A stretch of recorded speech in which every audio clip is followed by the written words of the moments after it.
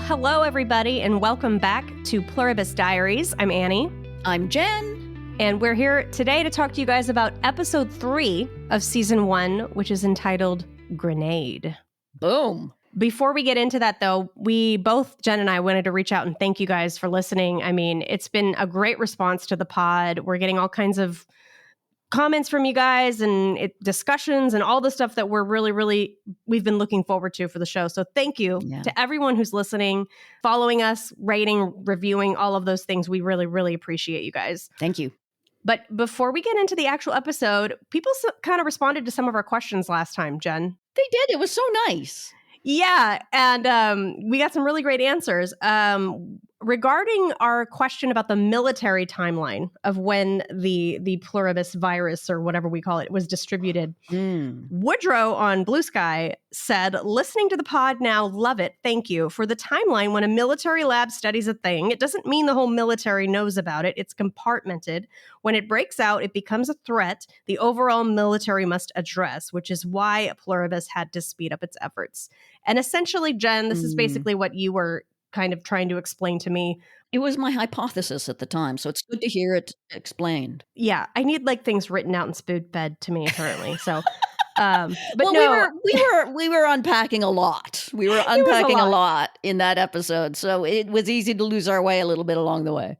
No, but I get it. I get what you guys are saying at this point. I think that just for somebody like me who's not a military, I don't know anything about the military. Like when I see in the story that these people are in a lab and it says military everywhere, then my brain just goes, okay, that's the military. Right, that's the military. Right, even though I know that there are many branches of the military, I don't think about that when I'm watching this television show. I'm just like, okay, that must be what she meant when she said military. Yeah. But I now understand that it basically means that, all of the spread was happening quietly for that final month. Yes. And then at a certain point, another branch of the military discovered it, and then they had to escalate. Yes. I think that's exactly what happened. Yeah. So thank you, Woodrow. And thank you to you, Jen, because that's essentially what you were trying to explain. Well, to me as I mean, I was just guessing, so I appreciate Woodrow's take on that. Erica on Twitter says, I was also thinking Carol feels more normal than miserable, but then I considered that if there are only 13 people on the planet who aren't completely content, the misery is relative. She may just be the most miserable of the 13, which I appreciate. And a lot of people were saying this. A lot of people were responding like, yeah, she's not the most miserable person on the earth. She's just the most miserable person left on the earth. Yeah, exactly. Yeah. So technically, yes, as of now, she probably is the most miserable person on earth. But yeah, the implication was kind of, she was always the most miserable person on earth. Not that she is right now. Correct. I can see it now. It actually does make sense. It's literally true as of this moment. Erica also says, Annie is totally the Carol to Jen's Helen. Woohoo! Mm-hmm. I'll take it every day. Cracks in the Dark on Twitter says, cracking up about your respective drinks. Yeah, that seems pretty spot on. And we're doing it again tonight. We are. There were a couple tweets that mentioned or posted that were talking about the luggage. We had this question about the luggage that was left in the, and like the luggage is suddenly there when Carol gets home. Right. Some people said that perhaps they stopped at home first, right? And then dropped off the luggage off. Yeah. And then what was the other one, Jen? It was like that the kindly pluribus people brought their luggage home to them. Yes. Because to be helpful. I liked that one a lot, but then when I rewatched the episode, I realized that when Carol was lowering the back seats, the luggage was already gone. Yes. Oh, yeah. To load Helen in. They wouldn't have brought it into the bar with them. No, so they must have gone home. They must have gone home that's the most likely explanation. That does make the most sense. They just literally dropped the luggage, turned around and left, I think, by the looks of things. And went back to their favorite bar, I assume. Yeah. Which, okay. Carol's like, I need to go for a drink. Yeah. Acceptable. Yeah, that actually makes sense. Apple Scruff 3 says, Annie, is it a dream come true to watch Ray as you on screen? Let me know if you want some resources on alcohol abuse. Oh, no. Oh, my goodness. Hey, Yikes. Easy now. But yes, to answer your question, it is a dream come true to watch. It would be. I have more things to share when we talk about tonight's episode or the other night's episode about this topic. So that'll be fun. All right. I look forward to that. And then Aaron on Twitter says that the tiny plane that the seizing group was grabbing from the roof, remember we were wondering about that? Oh, yeah. Was the drone that Zosha dismissed. Remember when she was in Carol's backyard? She's like, it's going away. It's going away now. It's going. And did the pilot crash shortly thereafter when the seizing happened? If it's a drone, then there is no pilot, right? Well, it didn't crash for some reason. Maybe the person controlling it did. Yeah, it's being controlled from the ground. It's a drone. And then it crashed. It crashed because the person controlling it lost control. Or was seizing, maybe. Yeah. And then, so that's what that happening. was. That makes total sense. I mean, I don't know if that's like confirmed, but that makes 100% sense to me. That's the timeline. I think. Yeah, I think it works with the timeline. So yes. Yeah, I get it. I get that now. Thank you, Aaron. And then Jen, you had one. You had a tweet to read. Oh yeah, right? This is from Dr. Catherine Neisch, who has weighed in occasionally over on X-Files Diaries when we need a scientist, and she has done so again. Thank you, Dr. Catherine, very correctly correcting me when I mentioned I can't remember whether it was when we were talking about Pirate Lady or We Is Us, and I very boldly asserted that COVID began in a lab, but Dr. Catherine rightly corrected me and said, no, that's not the consensus among scientists now. It is the fact that COVID began as a zoonotic spillover, which means it started in some kind of a creature and then moved on to humans. I did a little more research about this as well to educate myself. And yes, there was like theories over the years at various times that, yes, it began in a lab. But the general consensus now is that, yes, it was a zoonotic spillover. So I endeavored to be scientifically accurate. So I appreciate Dr. Catherine bringing that to our attention. I cannot bear to be wrong when it comes to science. So I appreciate that. Well, thanks for everybody's comments, posts, tweets, whatnot, everything you want to say. We very much appreciate any and all input and corrections because we are not perfect people and we make mistakes. I love to learn. We do love to educate ourselves. That's what everybody should do. So thanks again to everybody who wrote in. We really appreciate you guys. Now, before we get into this episode, Jen, I wanted to say Apple put out a little surprise today as of this recording. They did. The Apple Books released a chapter or an excerpt of a chapter of Carol's book, The Blood Song of Waikaro. I love it. I'm so excited. We don't need to go into it too deeply because I think it actually might come up, as far as I'm concerned, later as we're discussing this episode. But I think it's really cool if you could check it. If you want to check it out, go to Apple Books, check it out. And it's got like this really great photo too of Carol. Like, oh my God, like an author photo. It's just it's wonderful. And then wearing purple, of course, which is the color of Waikaro, I believe. Yes. So yeah, great. And we also got a link to it from if folks are subscribed to the Pluribus texts. It came via text as well later on in the day. So we got a little audio recording from Zosha. I was so excited. A special recording just from me, from Zosha? Why, thank you. Yeah, I was like, I'll listen to this whole book with her reading it. That'd be great. Yeah, I would. Yeah, absolutely. She's got an amazing voice. Love it. But yeah, I'm sure this book will come up a little bit later. But if it's an interesting read, check it out. If it's not like fun. A long read, anybody can dive in and read it in 5 minutes. So and there's like an author's letter and like fun little things like that too. So there's a lot of little tidbits there. And I think, I don't know if you got this, Jen, because I'm going to read an excerpt of this later, but like, I feel like what we're reading is, like I said last time, I want to say in episode 1, very closely sort of mirroring Carol's journey, which is cool. Yeah. I mean, there's something to this, definitely. And there's a reason why I think they wanted to release this excerpt as well. Yes. This is not just another promo, which it is, and a very fun one. Yes. But I think there's a little something going on here. I think we could see some very interesting parallels as the series goes on. Yes. All right. Well, let's get into episode 3, shall we, Jen? Let's do it. Episode 3, entitled Grenade, which is written and directed by Gordon Smith. And for those of us from Better Call Saul land, we might recognize him as the writer of fantastic episodes such as Chicanery and Bagman and Kashada. Just fantastic episodes. I mean, look, there's very few, very few, if any, misses in Better Call Saul, but those are some of the greats. And so I'm very excited. I was very excited about this one. He obviously a really, really skilled writer and director. He directed a couple of episodes, I think, of Better Call Saul. I think he wrote more than he directed on that series. So we open in, well, a place that we don't really know where yet, but it's just one of these classic Vince intros that's just blue. And I saw this on the promo and I kind of clocked it as ice, but obviously we didn't know why or what the ice was. I was thinking like, is it ice in a drink? Is it, like it could be anything, right? It could be anything. But we get another counting clock, and this is a countdown. And so the second I saw 2,617 days, 10 hours, 30 minutes, 43 seconds, and it started counting down, I immediately, Jen, went, fuck yes, it's a flashback. Like immediately. Because look, not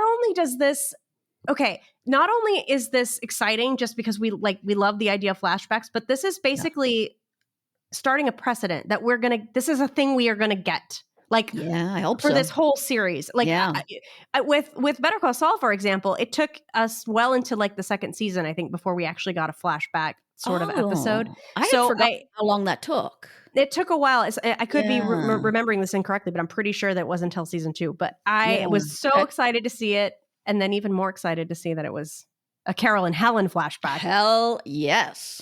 Yeah. So did you like frantically do math? Because I did. I mean, all I did while I was watching it, because my general rule of thumb is to try not to pause the episode at all while I'm watching it the first time. And so all I did in my head was, okay, I know that 365 times 10 is over 3,000. So this is under 10 years, but near to 10 years. Yeah. And then, since then, I think I figured it out that it's like around 7 years, but that came after I watched. Yeah, a little over 7 years. So, I mean, like they've been together for quite some time. And as we find in this scene later, I think the implication is they've already been together for some time, or at least for a while. Yeah. But they're in this ice hotel, right? Yeah. Which is very, very cool. It is, literally and figuratively. Yes. And even the guy pushing the little cart was like, he said some interesting stuff. The cold stimulates ancient nerves and makes you feel a primal connection to the world. I mean, which we obviously is relevant. Interesting. But I wanted to say that what stuck out to me most about this scene is once again how very, very Carol I am and how relatable she is. And it wasn't even me. I was watching this and my husband goes, "Oh my God, she's you." And I was like, "Oh no!" He should know because I love her. Know. Yes, because this would so be me. I would just be like, "What the fuck? Why is this a thing? You would Why not be here?" into the ice hotel I would experience. hate it. I would be every single thing Carol is doing. I would be doing the same thing. Like and my favorite part is when he's like, the guy goes, "Not too cold," and like she whips around like, "What the fuck did you just say?" It's so good. Yeah, that's true. So good. Yeah. She's great. I love Carol. It's fun to see Carol in the wild, right? Carol before all the craziness. We did see her briefly, of course, before the craziness in We Is Us, but that was all tied in with the book tour and everything. So it was hard to know how much like regular Carol that is. So this is more like regular Carol, which was fun. Yeah. And speaking of the book tour thing, I was going to ask you, what do you think, like timing wise?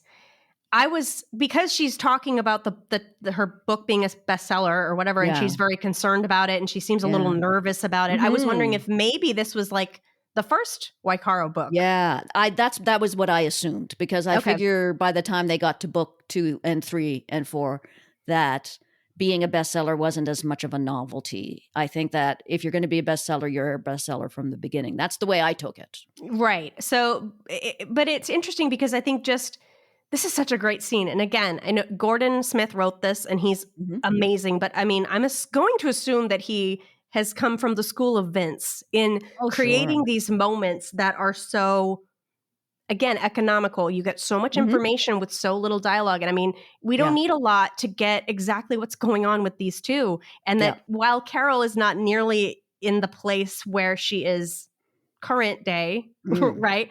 Yeah. You can see the trajectory. You can see she's already this is how she always has been. She's not like Yep.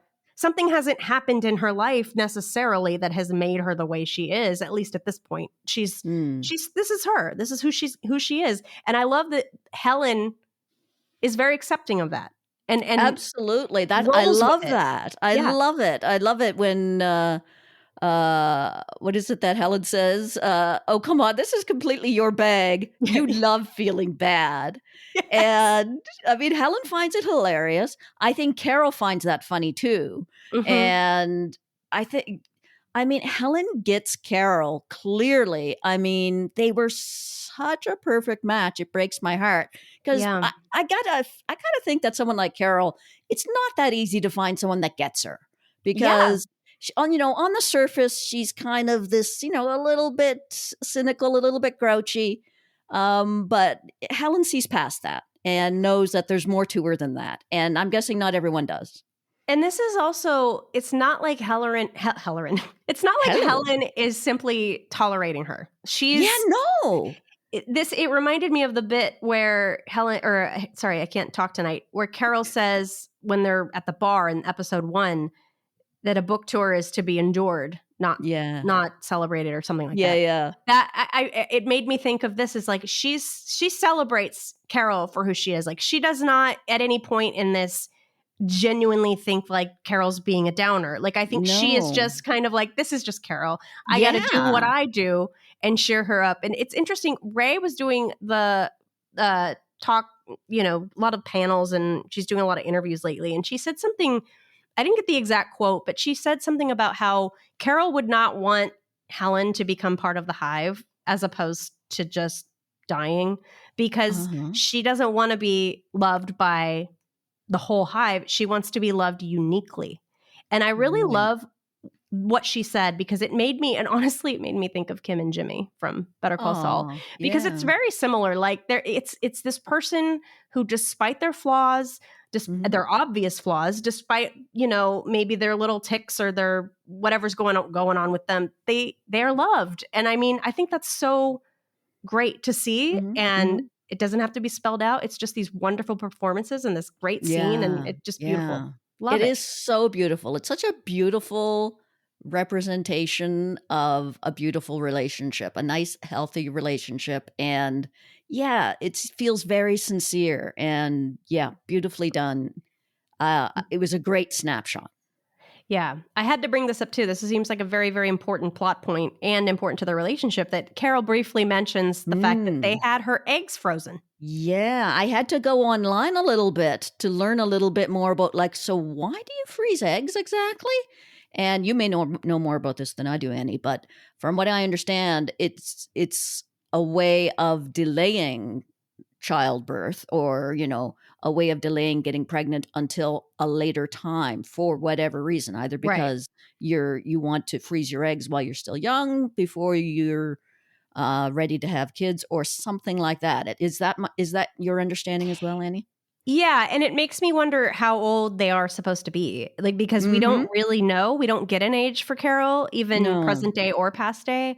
Mm. But this tracks for them. They're living their life. They want to kind of have their own time together before they start thinking about a family. But clearly we Yeah. know 7 years has passed, and this Yeah. obviously has not happened. It hasn't happened So in the 7 years, and we don't even know how long before the freezing the of the eggs freezing happened. occurred. The fact that Right. Carol mentioned it does kind of imply that it was recent, but we Mhm. know it was certainly before this point. Right. And so it's been over 7 years, and yeah, they clearly haven't been interested in having kids since then, but, fair enough. It might have Well, been I something mean, they were just considering at that point, and who knows when they were thinking of actually that we'll do it, and, the time had not yet arrived.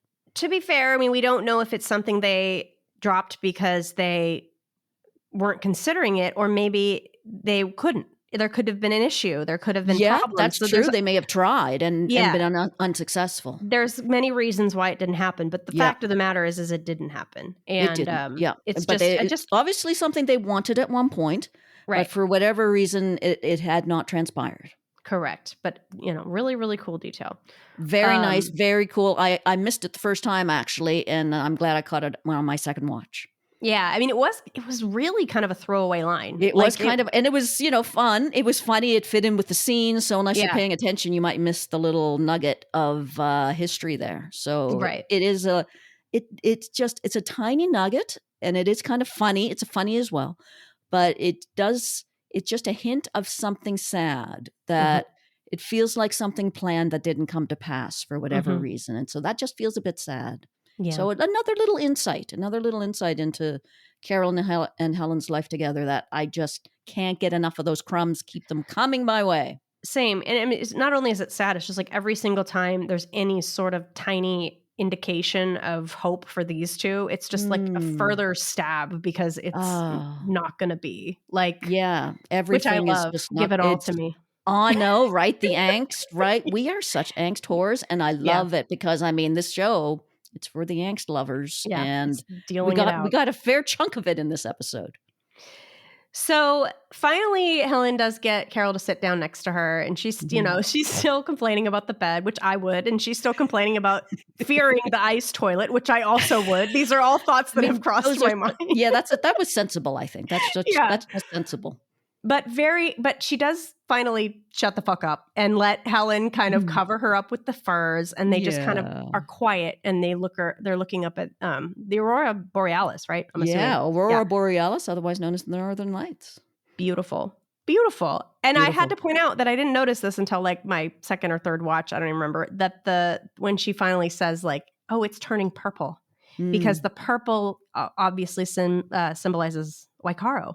Yeah, I did not make that connection at the time, but yeah, you're absolutely right. And a lot of my Waikaro thoughts are in connection to Helen and Carol and even to an extent the character that Sosha is playing at some point. But I look forward to your expounding upon this as we go along. Yeah, but I loved it. This is a moment too that I thought was very beautifully shot. It just gorgeous and kind of just zooming in slowly on Carol's face where you see, it's subtle, but you see just kind of this moment of, okay, like she's letting it in. And she's letting herself be content, I think, in that moment. It's very subtle. It's beautifully done, of course, by Ray Seahorn as she does everything.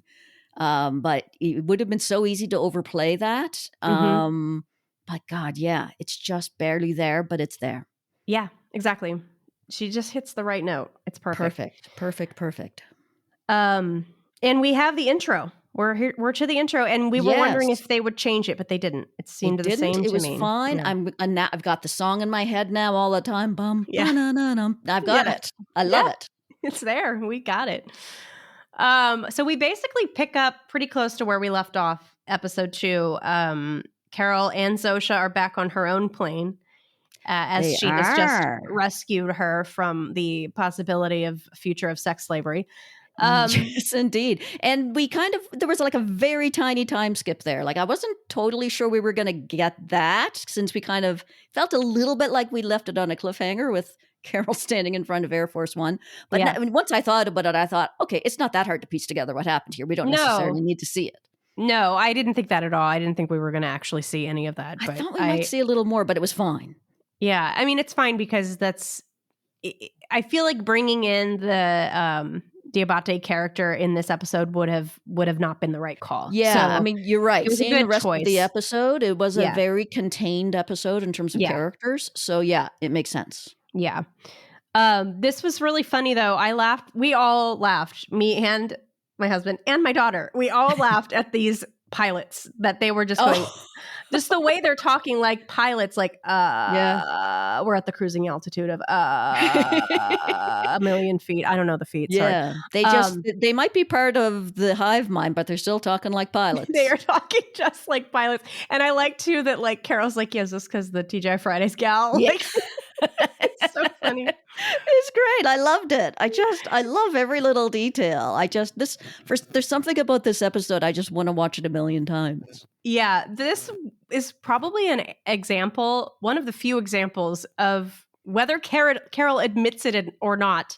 They did make her happy in this moment, I think. I think they made her feel a little bit more at ease. I think they did, although it was a little freaky the way when she was asking Zosha the questions about the pilots, and the pilots were answering. She was like, okay, stop that. Stop it. But, I could see it was another neat little way to see how exactly does the hive mind work. So it was kind of fun to watch it working like in that kind of real time way. So it was kind of cool. Yeah, I think too, Ray's comedic timing was really on point in this scene. Oh yeah, really, really well done. I love the kind of humor where somebody is just very clearly frustrated and like they're trying to say things, but like they can't. And so there was a lot of like hesitation on her face, and then nope, next. Like when she's talking to Zosha about all the other people, like all the non-affected folks. But I have to mention the countdown clock again. 3 days, 3 hours, 11 minutes, 10 seconds. Count up, I guess I should say. Yeah, the count up clock. So yeah, it's still really recent, the whole turn of events. We're only 3 days into this. I mean, look, 3 days in. I don't watch. I try not to see a lot of people's response other than like what I'm seeing on Twitter or what I'm getting back. But like people are kind of still. Some people, when I say people, kind of irritated that Carol is still so stubborn and still so cranky. And I'm like, what? Like, no, it's only been 3 days, number one. Literally, like her entire worldview has changed, and you want her to be smiling on day 3. This is so just general men, I have to say. Why isn't she smiling? Oh my God. She'd look so pretty if she smiled. Oh my God. Yeah, but no, I mean, even if the only thing that had happened to Carol 3 days ago was that her wife had died, she would still have every reason to be in not a good mood. But that happened, and then literally a million other things happened. So the fact that she's not feeling chipper, totally understandable. Oh yeah, completely understandable. I mean, it was almost not even worth mentioning, but I wanted to mention it because I think that response might as well is just so insane to me. Let's address it. I can see though, because as viewers, it sometimes feel like time is passing more than it is for the characters, because we're used to time skips. It's been a week for us, so we feel like maybe it's been a week for Carol, but it hasn't. Yeah, it's true. And I just, you know what, Carol, you do you. You do you, girl. Absolutely. It's all totally fine by me. I find Carol super charming, even when she's being a little on the grouchy side. I love her like that. I think that is Carol. This is, obviously she's a little more amped up in that regard right now. But that's kind of my jam, though. Overall, I love characters that on the outside are kind of gruff and a little grouchy, but are kind of also, vulnerable and sort of sweet on the inside. It's so my jam. So is that also how you like your podcast co-hosts? It absolutely is. Okay. It absolutely it just so happens. And I mean, if you were to ask my husband, it's how I like my husbands as well. So I have a thing for that kind of a character trait. I'm clearly attracted to those kind of people. I love it. Okay, I had to point this out to you, Jen, just because I didn't know what you thought of the comment that Zosha kept making about she's going down the list. I'm not going to list off everybody that she does because I'm too lazy. But basically, she's naming We've watched the show. We've all watched it. She's naming all the different people, and you can see on Carol's face that she's like, nope, that's not going to work. Nope, like 89-year-old, nope, 8-year-old child, nope. Yeah, like she was kind of on board for a second with the 8-year-old child until she heard she was 8, and then it's like, nope, on to the next one. Next. I do love how down to business she is. She's focused on a purpose here. This isn't like, I just want to get to know these people. She has a very specific purpose in mind, which is who can she form an alliance with, who will be useful, who will help her. Yes.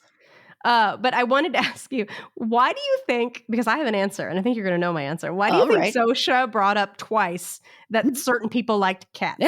I She did bring it up twice. And I she felt also so loves seen. cats. I think that Carol loves cats. And I think that was Zosha's way of being like, oh, this person loves cats. Like, you'll probably Yeah. like them. Yeah, she did make a very specific point about the cats, didn't she? I mean, I can't think of any other reason why she would have said that. I really don't. I feel like she knows that Carol likes cats and maybe also making a hint that Mhm. she should be getting a cat. Yeah. And I mean, look, further solidifying my theory that Carol is indeed a cat person, which Absolutely. I I was mean, certain of 100%. last episode. I feel like it's canon after this. That's good I enough think for it is. me. Yeah, absolutely. So after, exhausting this list of people that she can't really contact, she asks about the 13th person that we heard mentioned in the last episode, but we have not met yet. Manusos Oviedo, I think was his name. Yes, I believe so. And we don't know him yet. They say that like they haven't really been able to contact him. So intriguing, eh? They say he hasn't really communicated with us. He's in Paraguay, and that's all we really know. He owns a storage company or manages a storage company, and that's all we know about him. It's so intriguing. Yeah, it's really, really interesting. And like she decides, okay, well, I want to call him. Zosha, ever the helpful guide, is like, well, let's just do it right now. Yeah. This whole scene was so do funny. you one better? Yeah. I know we've talked about this before, Jen, but I think scenes where they just go on kind of too Like long. longer than they should. Yeah. They get funnier to me. Like the longer they go on. There's a point at which it starts getting funnier again. Yes. And so she's trying to get a hold of this guy. He doesn't answer. Try him again. He doesn't answer. Try him again. So he answers, but doesn't say anything. Yeah. And, Carol, who we already know speaks a little French from the prior episode with Diabate, has a little tiny grasp of Spanish. Not a whole lot. I don't know enough Spanish to know. I mean, it didn't sound like great Spanish to me, but I'm sure people who speak Spanish or know Spanish better than I do would be able to identify the quality of that. Very basic in order to just at least get her point across, which I think she does. She does she that. She knows enough of the basics. Yeah, it's not like he's misunderstanding her. I think she's getting it across, but he just doesn't give a shit. He doesn't want to talk to anybody. He does not want to talk to her. He does not care that this is Carol Sturka. He doesn't care. And he hangs up, and then I loved this moment where she's like, "Get him back." It's like you're thinking, okay, she's gonna have some great point or an argument. She's gonna bring him around. Yeah, but no, it's just fuck your mother. That's so she could tell him off, and that's it. Hangs right up on him. I had to say, this made me think of social media. This little exchange about how people converse on social media. It is actually. Yeah, like the moment where you kind of should just walk away. Yeah. Like there's no need to say anything else. No, but you're like, you got to get that last word in. Yeah, you got to get that last fuck you in. That's it. Like she goes to quite a lot of trouble to do it. Right. And you're right. So it feels very Twitter, doesn't it? Right. And it was just kind of one of those things that I'm like, okay, well, you've burned that bridge too. And it wasn't even necessary. Like she could have just been like, okay, this isn't working. I'll try again later. But no, at least just left it at that. But nope, she had to set fire to that bridge. Do you think the bridge is on fire? Do you think that there's any chance we're going to hear from our friend in Paraguay again? Or is that it for now? Oh, no, absolutely. I'm pretty sure that he is going to be a major-ish character. We'll hear from him at some point, but it's clearly not going to be immediately. I mean, I thought we might meet him in this episode, but we did not. It's not going to be right now. It is clearly not in the immediate future, which is fine by me. Totally fine. I'm not in a big rush to bring in more characters. I'm enjoying Carol and Zosha too much. Yeah, same. I'm fine with it. I wanted to say overall, I thought first of all, the episode was short. It was almost too short. It was quite short. It was 43 minutes. Yeah. Which relatively, especially compared with the first two episodes, was on the short side. Episode 1 came in at 56 minutes. Episode 2 was 62 minutes. Yeah. And so, compared with those two especially, this was quite short. And man, it did end quickly. I mean, like the episode flew by because it was great and because it was relatively short. I mean, network television, of course, we usually talk about the X-Files. Those episodes are all like 44 minutes long. So it's not that weird. Yeah. But we're kind of spoiled. But I mean, I do love this about streaming, how every episode is as long or short as it needs to be. Right. It's no longer than it has to be, and it's no shorter than it has to be. So This one came in at 43 minutes. Perfect. Yeah, I agree. And I think too, this was also kind of a like a slowdown episode. And I don't mean that in a Yeah. bad way, but it felt like No. we had so much plot and so much happening in the first 2 episodes that I was Yes. actually I really enjoyed the sort of pace of this one. Like, okay, we're going to go back home. Yeah. We're going to settle down. We're going to kind of develop this sort of central relationship that's happening right now. And just deal with how Carol is dealing with this fallout, which I thought, Yeah. and it was great. I thought it was perfect. I loved it. I loved having a slight change of pace. I have a feeling probably the next episode will be we'll speed up the pace slightly again. But yeah, I loved having just doing an exploration of what does Carol's life look like right now. Right. And I mean, I'd watch Ray Seahorn read the phone book, so she doesn't need to be doing much for me to be riveted. But the writing was great too, and we did learn some really interesting things, and we definitely had some high action at the very end. But Yeah. I loved it. I loved the style of this episode, and it was like perfectly placed, I think, after the first 2. Yeah, very character focused, which is always my favorite thing. So that's always mine too. So it's all about the acting and the writing, and both were top notch. Yeah. So she finally gets home, and Zosha hands her mail, which is a bunch of mail, like letters, and then like a box. Yeah, and Zosha was so sure, very excited about this. We think you're really gonna like what's in the box, and she could not have been more wrong. And it just, and we'll get into the details, but it was just a reminder to me how often the hive mind don't seem to know Carol as well as they think they do. No. Like, I mean, my husband keeps bringing this up since last night because, he's really interested in this angle. How he questions, like, are they even human? Because they don't seem to understand human behavior and human emotions very well. No. And I have to agree with him on that. It makes me wonder too, like, and we'll talk about the grenade thing later, but when they allude to later that they don't understand sarcasm, or they're not quite sure if she's being sarcastic. Yeah. I wonder, okay, is it just there's so many competing minds, and like sarcasm isn't really a thing in many cultures in terms of just the way people communicate. And so maybe it's just competing, but I also think that like that's not really the case, because I think there would be too much like fritzing out, like your brain wouldn't be able to handle it. So it's almost like if all of these minds are melding, or truly melding, and the entire population is, homogenized, it's just turned into one person, then what would happen is I think you would just lose all sense of nuance. Yeah. I think that's well put. And they definitely have lost that. And they've lost a lot of humanity, right? They don't seem to understand a lot of emotional experiences and a lot of the nuances of what it is to be human. And they seem to misjudge Carol on several occasions. And that just, as wise as they are with all the knowledge of the world in the present day, they still are missing some key points in terms of human behavior, which is interesting. Well, and this is what makes me think about the whole AI ChatGPT, Absolutely. the comparison, because it's like as much as they want to try and make our phone sound human when it talks to us, it's never going to quite get there. It's like some kind of uncanny valley sort of situation, right? Where it doesn't. It can try almost, as hard as it wants. Yeah, it's not going to quite be able to reflect or mirror people's emotions properly. And it's interesting because I know we talked about in episode 2 how we were seeing signs that perhaps Zosha had some of that. Like, first of all, the moment where she comforts Carol and puts her hand on her back, which still stands out to me. And then again later when she's up in the plane and she turns around and looks at Carol, like these are these sort of strange, unusual examples of, okay, what's going on here? It's something a bit different. It's a bit different, I think, than what the pluribus in general would do. Or is it just certain aspects of the pluribus, i.e. Helen, i.e.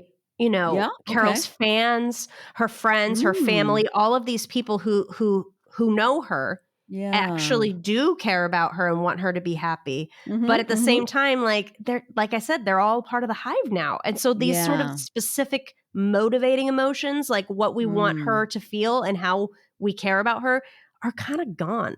Like, Yeah. so they have, and Helen also is a different circumstance because she's dead. So they Yes. don't have access to her like live in real time. That's true. So that She's could be a only a different, library. right. She's essentially just a mountain of memories. So it's Yeah. like, even if people want to believe that, oh, okay, well, Carol's going to fall in love with Zosha because Helen's in there somewhere. She really isn't. Oh, it's not Leia. No, I wouldn't say that. I No. mean, and there's just a very tiny, tiny bit of Zosha, of Helen in Zosha, because I mean, I think you used the right word, which is they're homogenized. That's certainly the way it comes off Mhm. to me as well. They're not like representing all people all the time. All people have become melded together into something else. Yeah. And so, yes, Helen's memories are there, but what made her Helen is kind of gone, I think, Yeah. because it can't they can't have everybody's personality all at once. It wouldn't work. So it's kind of this almost a lowest common denominator situation or something where Mhm. they've become something else altogether. I don't think the personality that Zosha and that I think probably all of the pluribus people have is not the personality of any single individual on Earth. Correct. Yeah. It And it's, is its own personality. yeah, it's its own thing. And what I also think is interesting, the distinction that they've made, and I think particularly this is in the last episode, whenever Zosha is summoning up somebody's, memories, like, what Mhm. was it? Jamel Garki or whatever, like the water bottle guy, or Oh, yeah, this, yeah. all these different people. It's instant. It is instant. It's not like she has to close her eyes and summon up that guy and ask him a question. She already knows it. That's So, right. like, It's already in her mind, which actually is an interesting comparison with AI as well. I remember when I first started learning about AI, I was slightly blown away when I realized that it's not the internet. And when you ask ChatGPT a question, it's not consulting the internet to find the answer. It already has it in its humongous database that's mhm. sucking all the energy out of wherever it is. Oh my God. It already has all the knowledge in its own database. And so, And yeah, every the time it answers pluribus a mind, question, it yeah. learns more. Like, it just Oh, it grows just and keeps grows and grows. adding. It Yeah. just keeps adding from its users. Right. But, there was it scraped all the information from the internet together, put it in its little box or humongous box, and now we keep adding to it. Mhm. And it's the same way, I think, with the pluribus in the sense that, yeah, they don't have to do an internet search or a person search in this Mhm. case to get an answer. The only time there was a pause was when in Pirate Lady, when Zosha had to consult with the To other consult the people others. Yep. that were unaffected. That But would that have taken a wasn't few seconds. Yeah. that wasn't her delay. That was just a delay of waiting for them all to answer. Right. And so that was the only reason for that delay. But yeah, you're right. Mhm. Beyond that, she already has all the knowledge. She doesn't have to communicate with the Mhm. other people. They all have everybody's knowledge in their mind at the same time, which is like pretty amazing. That is amazing. It is amazing. So while Carol, let's go back. Sorry, that was a tangent, but that was a very interesting tangent. It I was enjoyed it. it's so fascinating to me. How does this actually How does the work? And hive work? so, Yeah, yeah, it's really, really, really and cool. I find it fascinating to watch. So Carol is going through the mail. I wanted to point out two things. First of all, Helen's last name, well, it's her full name is Helen L. Umstead or Umstead. I don't know how you would. Yeah. And then another little Breaking Bad Easter egg was the phone company was Fionacom, which is a Okay. fake phone company that they've used in other Vince Gilligan shows. Oh, I had a feeling that probably that was going to have a connection. I don't quite know who it is. Somebody out there can tell me, but it's like the daughter of one of the crew members or something. Okay, cute. Yeah, but very cute, kind of like the Hmm. Wayfarer thing. And Yeah, love it. So she gets to that letter, and oh my God, Ray killing me in this Oh, episode. So good. jeez, Just these so just good. tiny little micro expressions that she has that just tell you everything you need to know. I mean, it really does. I just have to jump in for a second with something that they mentioned on the official podcast, the official Pluribus podcast today with regards to this episode. I can't remember who said it, whether it was Vince Gilligan or if it was Gordon Smith. I think it might have been Vince, but he kind of was talking about how great, Zosha and Helen kind of play off each other. And he mentioned that, because Helen's quite deadpan, or Carol. Carol, pardon me. We Carol's keep quite doing that. deadpan. I've got Helen on the mind. I get it. Uh, Me too. I can't. I'm sorry. I'm in love with that woman. And Carol too somehow. Uh, what was I saying? Oh yeah. So that Carol's relatively deadpan, and I thought, is she? And then I realized, oh yeah, I guess she is technically. Yeah, she's quite deadpan. There isn't Mhm. like she doesn't display a lot of different emotions, but it looks like there's so much going on with Yeah. all these little tiny emotions, all like you say, these micro expressions. So even though she doesn't have a lot in terms of what she has to do and say in terms of like big emotions, especially in this episode, it's I don't think of it as deadpan in my mind because to me there's so much going on like behind her eyes in terms Yeah. of what we're getting from her, and I just find that riveting to watch. I think Vince knows that from Ray, from having written for her for 6 seasons, that like what she's capable of with so Yeah. little. So even I don't want Yeah. to say so little because she's getting a lot to do, but in scenes like this where she has Mhm. to be very sort of deadpan, as you put it, and Mhm. or just reacting to something that's happening, but not in a big way. Yeah. She just I don't know. She's just got this way of She making it does. happen. It's so impressive, and Yeah. it's so natural because Mhm. if I'm standing in my house looking at the mail, I'm not gonna have some kind of big emotion by Mhm. myself, but I'm gonna feel a big emotion. It's just a question of how much I might show it, and Yeah. so it makes it so beautiful and realistic, and the music as well. Again, Beautiful. Dave Mwah, Porter. yeah, Yeah. perfect in that scene as well. Perfect throughout this episode. Loved the music in the ice hotel scene. It had kind of like a glassy sound to it. Oh, Yes. gorgeous. Mwah. Again, chef's kiss. Beautiful.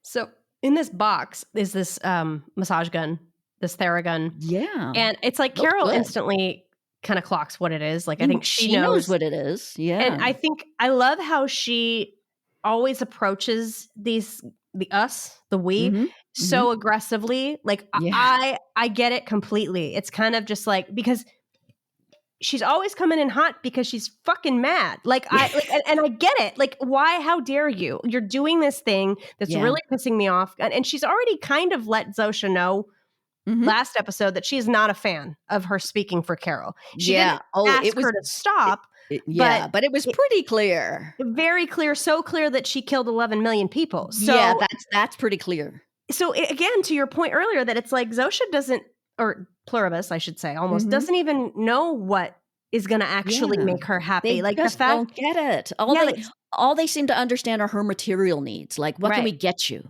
Mm-hmm. That's as much You're as they gonna seem to love get. this Theragun This because thing, yeah. Helen knows you would have loved it, so you're gonna Yeah. love it, and it So has you'll the definitely emotional love weight it. behind it doesn't seem to matter Yeah. to them. Yeah, They're not getting it. yeah, it's really interesting. So she has this great moment where she just basically says, "You need to forget about Helen.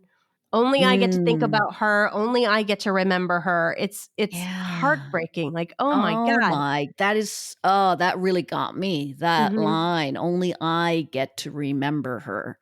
Really just so beautiful. I mean, she's struggling so much and she's not in a good place to be able to process her grief, and so she's struggling with that. And also for me, and this is just like a personal perspective, it kind of made me think of people who are in a position where they've had a personal tragedy and and it has somehow become public, so that it's either through Yes. social media or through the media, like someone who may very well not even be a public person but Right. was a private person, and for some reason something happens and it becomes public knowledge, and Yeah. suddenly everyone knows about it, everyone has an opinion, and suddenly it's not even your story anymore, It's such a and violation. it feels like a Yeah. violation. And Yeah. so I feel, to me at least, I saw a bit of that as well, that this is my story. This Yeah. is my wife. This is our life together. These are my memories and they don't belong to you. You've taken my story from me. And I think Mhm. our stories and our memories are the most precious things to us. And to have Yeah. it taken that way, I get it. It's something that happens in our world today, largely because of social media, I think, but for a lot of reasons. And so I thought that was a really interesting moment. Yeah, it is just robbing her of more of her individuality. And I think at this Mhm. point, she has nothing else to hang on to. She has nothing else. Yeah, And so she she's really desperate doesn't. to Yeah, hang on to that. Yeah. she has nothing. And then this beautiful shot, bravo, Gordon Mm, Smith, of her yeah. looking out the window at the grave. It's just lovely. Oh, Just so yeah. sad and beautiful. Just gorgeous. Yeah. Another little tidbit from the official podcast. There was apparently going to be on the in the script a bit of a montage of Carol doing a number of ordinary things, trying to get on with her routine, like doing laundry and a few other things. They didn't give a whole lot of examples, but it was quite a few things. Hmm. But in the end, it was like, nah, this is just going to be too much trouble and effort to film for compared to what we're going to get out of it. In terms of adding to the story. But Right. that montage would have ended with her looking at the grave site, the orchid Oh, at the okay. end. So they kind of moved that to this Consolidated it. scene. And they felt like, yeah, this scene was enough. The male scene conveyed enough of what they were trying to do. And so it was interesting that that was the choice. And I think it worked beautifully. I'm kind of glad they didn't do that because I think that basically just cutting to her on the couch watching Golden Girls, I think says so much more. I think it does. Like her doing laundry would have seemed weird to me, honestly, Yeah, based on how she was in the rest of the episode. she's just like, fuck it. I'm gonna, Yeah. and this, we get another, I'm gonna sit here and drink and watch Golden Girls. exactly. Should we get another count up clock? 4 days, 12 hours, 31 minutes, 20 seconds. Yes. And yeah, this is another instance of this is exactly what I would do in this situation. Absolutely. I There mean, would be no laundry. I know exactly. I think I probably have done that, sat and watched the Golden Girls for a couple of days in a row. Clearly she and or Helen is a fan of Golden Girls because they've got it on DVD. They've got all the DVDs, yeah. Which is good because there's probably no broadcast television anymore at this point. So it Yeah. gives her something to watch. And I can just imagine them watching it together, and it's like a comfort show, as it is, I think, for a lot of people. Yeah. And she ain't laughing. She's not finding it funny. She's not watching it for the ha-has, but it's all she wants to do right now. She's getting some comfort out of it. Yeah, I do get the idea that you're right, that it like this is kind of a way that she can feel close to Helen. I think so. Yeah, I've never been so sad watching the Golden Girls. Honestly, it's breaking my heart. I mean, Betty White and those great monologues that she does. Yeah. Interesting. The first one that they chose is about like the woman who had been born with no smiling muscles, which is, I mean, already it's a funny story, but it's interesting again. Like, it's like Carol, she has no smiling muscles right now. A smile is just a frown turned upside down. Yeah. Carol's not having it. Carol is not having it. So that was a funny example of that they chose to include. So, and I noticed she's got some pills on the table. That she's taking pretty much by the handful. I did my little sort of stop, a little pause to check to see what it was that she was taking. Thank you, because I couldn't tell. I might be mispronouncing it, but it's alprazolam, I think, which is a benzodiazepine, which I know about benzodiazepine. I take them myself. It's for anxiety. And generally, it's sort of along the same lines as Valium, but like a more modern version of it. So it's something that you take to kind of chill out. But she is clearly abusing it at this point. Yeah. And you're not supposed to take it with alcohol, number one. And you're not supposed to take it at the volume that she's taking it either. So she's clearly throwing it back like Skittles at this point. She's throwing it back like Skittles, and she just wants to like numb herself, which is probably the effect it's having at this point. Yeah. I did want to point out this fantastic shot. As the camera's sort of panning along the coffee table, you see the reflection in one of the upside down DVDs. Of Betty White. It's great. Yeah, really they great. mentioned that one on the podcast too. They were very happy with that, and rightly so. It was just very clever and not necessary, but amazing. And yeah, loved it. Also, I noticed one thing I wanted to mention as well about Carol in these scenes. She's still got these little Band-Aids on her fingers. Oh yeah, I wanted to talk about that. What's that about? I think that they first, and now I'm going to have to go back and double check this, but I think they first appeared after she was digging the grave for Helen. And I think she got like blisters on her hands, maybe. Okay. So I think that's when they first appeared. So it just kind of reinforces how recent it all has been, that she's still got those same band-aids. Blue in color, of course. Blue, I'm sure, being a significant color in Pluribus, I haven't quite figured out exactly what the significance is, but it's definitely significant. Yeah, I want the color people to weigh in on that. For I thought sure. the choice of blue was interesting, but a good choice because, you know, you may not have seen regular colored Band-Aids. That is true. It made them stand out, and it just kind of speaks to her pain. It's a physical manifestation of pain and something specifically connected to Helen's death as well. You got to think that she's reminded of digging that grave every time she looks at her hands. Yeah, okay. I like that you had an answer for that because I actually was not sure what the Band-Aids came from. So That's my thank theory you. anyway. Yeah. I like it. I like Okay. it. So the doorbell rings and somebody has left some food for her. And Carol's just like she just really just wants to be left alone. My girlfriend is an introvert. I love her so much. Leave me alone. I get it. I just want to like drink and watch my Golden Girls. Exactly. She wants to be left in peace. I love the shot when she is looking at the sort of the little dome over the plate, the metal dome with that kind of they're shooting the reflection in the dome. It made me think of, it's like a fairly well-known piece of art. I'm not sure if this was the inspiration or not. It's called Hand with Reflecting Sphere by Escher, MC Escher, who does these sort of elaborate lithographs. And it's this sort of like, it's a self-portrait. Yeah, exactly. It does all the weird stairs. But there's this self-portrait he does where it's in a metal sphere and it's got that kind of, you know, weird perspective. It just looked a lot like that. It made me think of that immediately. So very cool. Like, again, completely unnecessary in its incredible artistry, but beautiful. Yeah, I agree. And I also just occurred to me in this moment that, wow, the Pluribus really does like to serve people food with those little domes, right? They really love the domes. Yeah, they love the whole presentation aspect of it. It's all about presentation with them. So it's, you know, they're going to provide you with, it's very practical, keeps things nice and hot, and makes it look fancy. Yeah. At this point, I remember my husband turned to me and goes, okay, this is where you and Carol, why do I keep saying Harold?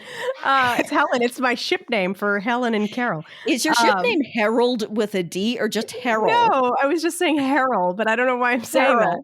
I'm just, you know, I'm just going to start saying Harold because I did start calling Carol Helen at one point in our podcast tonight. So if I just say Harold, it covers both of them. Yeah.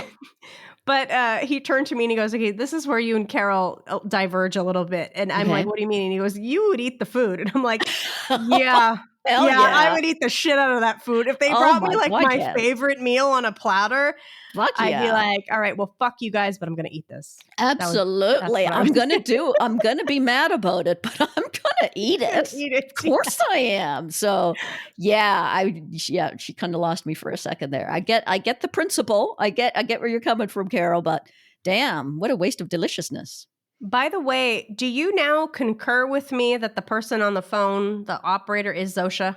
I do concur with you in this episode for sure. Every time that she was talking on the phone, it was Zosha. I think maybe at the very beginning, maybe in We As Us, I'd have to go back and listen. It would have been before she met Zosha.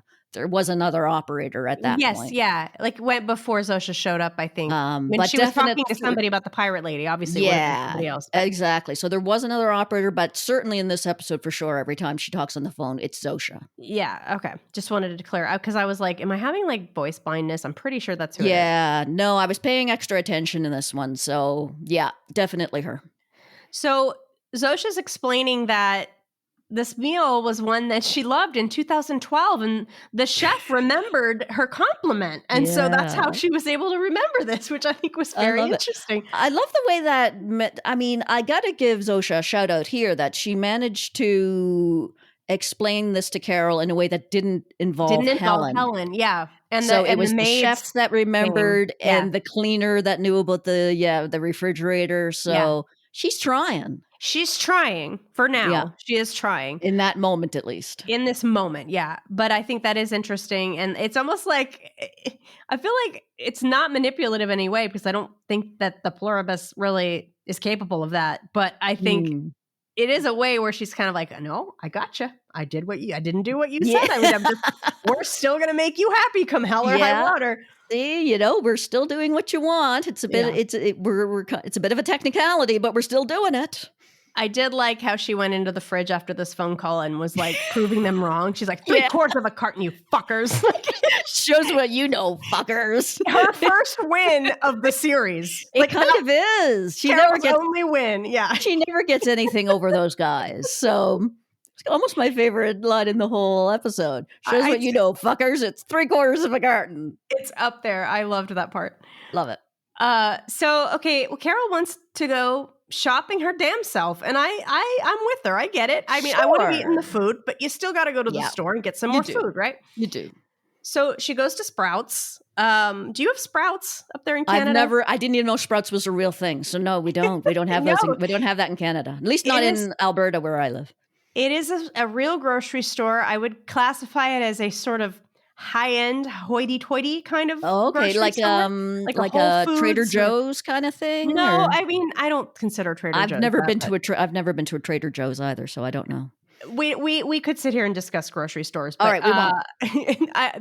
I would say more of like a Whole Foods or kind of or Gelson's is another one, just ridiculously overpriced. Like you go there and you walk out with 6 items and you've spent $100. It's crazy. All right, gotcha. But I don't know, just like, I don't know. It was an interesting little, I think, bit of subtext as to what Carol is, a well-off white woman. This is a repeating theme that we're going with. Could have been any grocery store, but it's a Sprouts. Yeah, fair point. So she goes in and the whole thing has been cleared out. And we saw this briefly in the trailer, I believe. So we did. Yeah. We've seen that shot. I love that shot. It's like this sort of like tracking shot, sort of a wide shot in the store, but they're kind of tracking her as she walks along. I love that. Yeah. It's kind of like an angled tracking shot. Yeah. Really very cool. View. Very cool. Yeah. But she, of course, calls Zosha and is like, what the fuck? I just want my Sprouts. Fair enough. Which is great. And I mean, I think this is so interesting because this whole scene, let's talk about this because this is very much about the hive mind, is, again, super well choreographed. We should give a shout out to the movement choreographer for this show is named Nito Lariosa. Yeah. Yeah. Nito gets a lot of mention on the official podcast too. Yeah, great job with this. I love the trucks pulling in sync. Like it's very much like how the cars left her cul-de-sac prior. Like everything is kind of going perfectly. Makes total sense. Everyone's working in tandem. Yeah, but what's interesting too about this scene is that this is the first time, as far as I'm aware, that Carol is really witnessing the hive mind in action. Yeah. Like other than that first night where obviously she's just freaked out and she's trying to get home. She sees the people kind of walking together and doing things, but like this is a coordinated effort. Everybody's moving in sync. And like, again, the thing that we saw, with Zosha and the thing that we saw with the Petri dishes, all that stuff. Yeah. We're aware already that they can do that. We've seen she hasn't a bit seen of that yet. But that's true. Yeah. That's true. It's the first time she's seen it. And yeah, she's like, what the fuck? Yeah. And I think it's cool too how instantly they know exactly how many people they're going to need to accomplish this task in an hour or however long. It takes a little bit more than an hour, I think, according to our count up clock. Yeah. And then the people just kind of walking in from the parking lot on the sides. Yeah. I really loved that shot because it did make me think of like zombie apocalypse. I was did have that vibe, eh? Yeah, it's like the helpful zombies. The helpful zombies, just like this crowd of people just kind of coming all out of nowhere, but all sort of converging. It does kind of like it's the kind of scene you would see in a zombie movie. So it does look a bit scary, but they're just there to be helpful. And they're all wearing like all these different clothes. Like, is everyone just wearing whatever outfit they happen to have on when the Pluribus event happened? Because they're all wearing all these odd outfits that like work clothes and things like that. I have a feeling that has to do with this sort of more communal thing that's happening where everybody is kind of sharing stuff and they're maybe living together and they're working together and like they're consolidating and they're being more efficient. Right. So maybe they're like sharing each other's clothes. I don't know. Like, I need a shirt. Here's a shirt. Yeah, that's a thought. That actually makes sense. Like I mean, and this is what Zosha says when Carol calls her from the grocery store. She talks about consolidating resources to centralize things for distribution.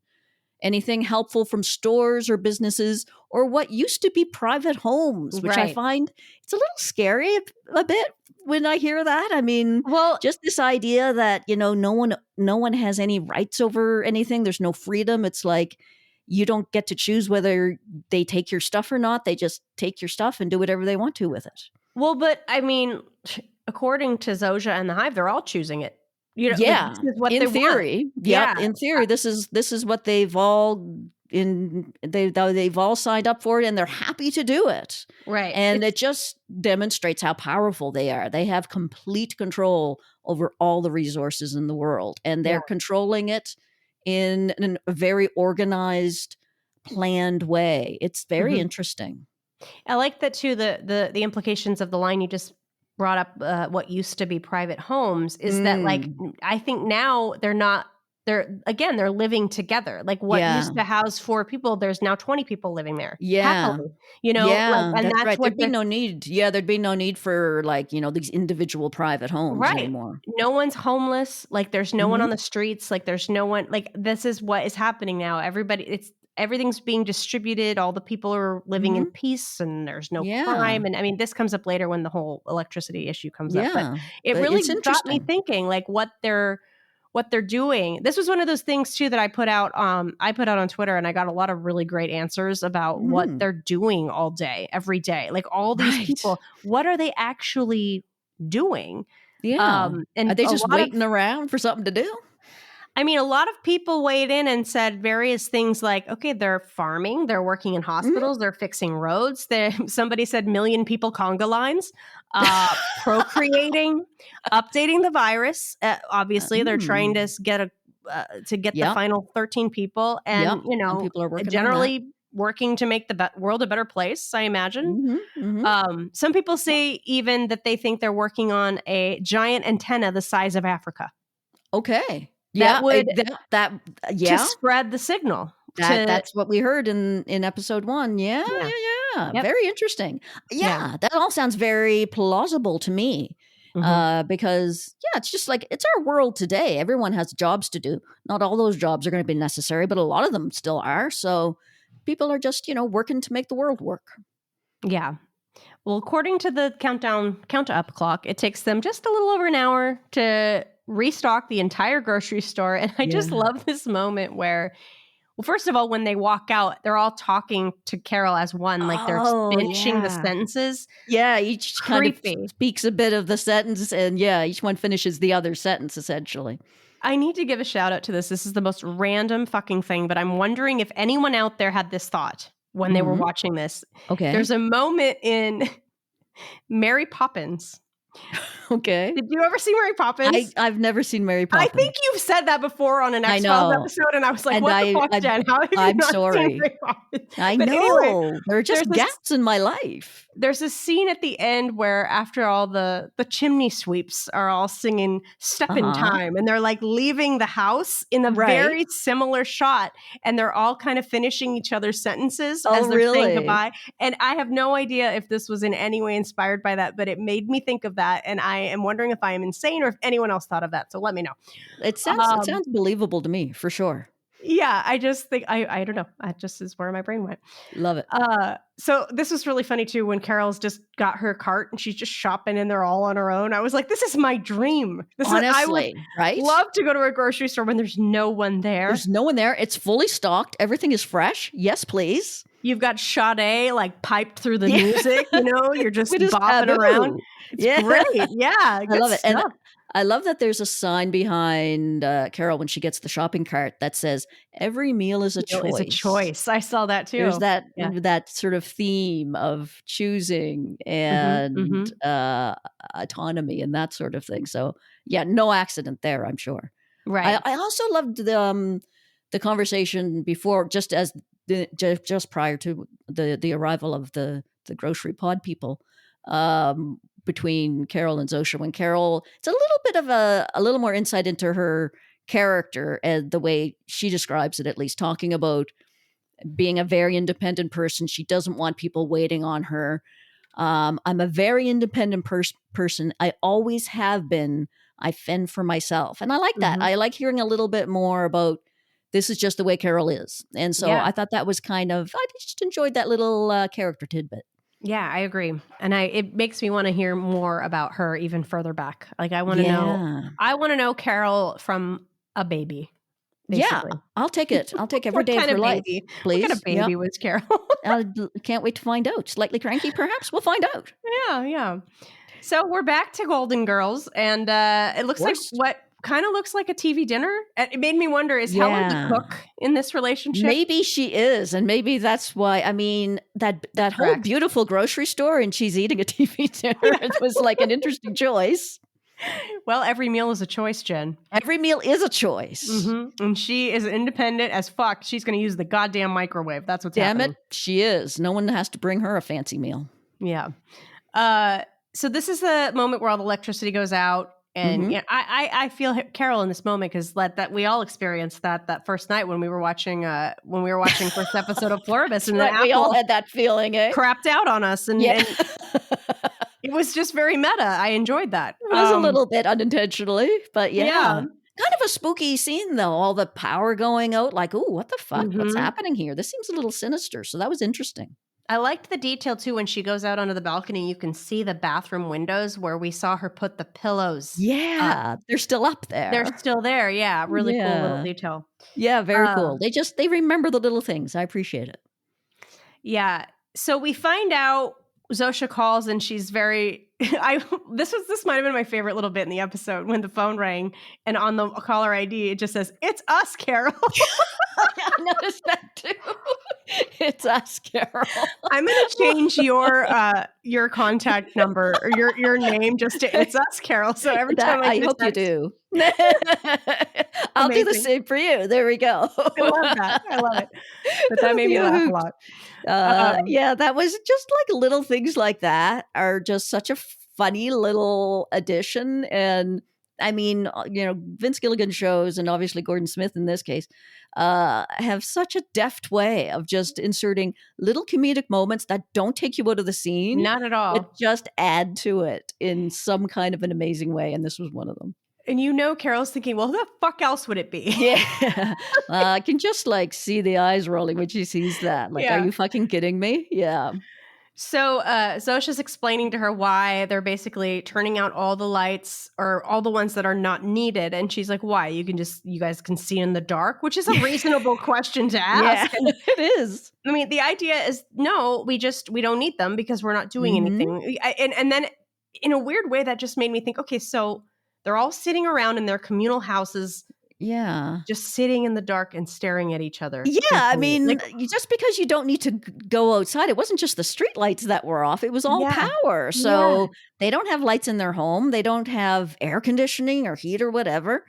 And they're just sitting there in the dark. It's weird. Yeah. Or, the other possibility is kind of what I was referring to earlier is that they've all just consolidated to the point that they don't need electricity in those areas because nobody's there. Yeah, it could be that they've just decided no one's going to live in Albuquerque anymore. Or, I mean, but no, because there were sections of lights that there were just still a couple, on. Wasn't there? Just a little bit. Tiny little sections were still strips. On. Yeah. Which made me think, okay, well, that's where all the people have gathered, I guess. Yeah. I don't know. Or they're just sitting in their houses in the dark. In that area. Yeah, it could be a combination, possibly. But yeah, it was interesting that just another illustration, like with the groceries, of this idea that they have this very highly organized system going on and they're just conserving everything, conserving electricity, conserving groceries, and not giving Carol a heads up on any of it. Carol only finds out about this stuff after the fact when she has to find out about it.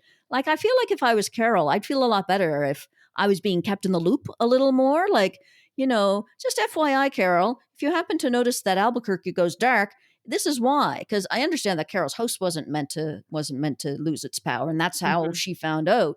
But it would have just been nice to know, like, oh, okay, this is what you guys are doing. Good to know. Thanks. But that's, again, to your point of that they're not really capable of understanding that might upset her. You know what I mean? Like, because to them, this is great. Like everything we're doing is Yeah. awesome, and they don't quite understand that. Okay, well, maybe Carol won't think that. Like Yeah. they're figuring that out, which is really They're just, interesting. they're Yeah. very bad at predicting her motives or behavior or reactions. Yeah. I did like the line too, where she's like, "You donated twice to the Sierra Club, so we Yeah. thought that you would understand." We figured you'd get it based on that. Yeah, Like, that was so nah, I funny. don't think you're getting it, Zosha. Not this time.